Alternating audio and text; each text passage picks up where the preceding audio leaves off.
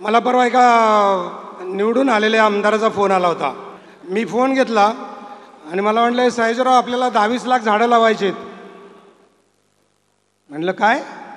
हो, आपल्याला 22 लाख झाडं लावायची आहेत. मी ताडकन उठूनच बसलो, अरे बापरे. तर म्हटलं 22 लाख झाडं लावायची, कुठे लावायची? आपल्या मतदारसंघात. पण म्हटलं जागा आहे का? हो, सगळं आहे की. म्हटलं 22 लाख झाडांना खूप खर्च येतो. म्हटलं पण याचा मग खर्च कोण करणार? तुम्हीच करायचा. तुम्ही आम्हाला झाडं पाठवून द्या, बाकी चिंता करू नका. अरे बापरे. म्हटलं 30-40 कोटी मी तुम्हाला पाठवून देऊ? म्हटलं छोटं झाड घेतलं तरी एक 10 कोटी खर्च येईल हो. हां, मग तेवढं द्या की, तुम्हाला काय करताय? तुम्ही फक्त झाडं पाठवून द्या, आम्ही हे करून देतो. म्हटलं जागा आणायला ठेवायला. पण म्हटलं एवढे पैसे तर आमच्याकडं नाही येतो. घ्या की कोणाकडून तरी, एवढे नट फेमस आहे, तुमचे एवढे पैसे मिळतात, त्यातले घ्या 4-5 कोटी, बघू आपल्या फंडातनं 2-3 कोटी देऊ. अरे बापरे.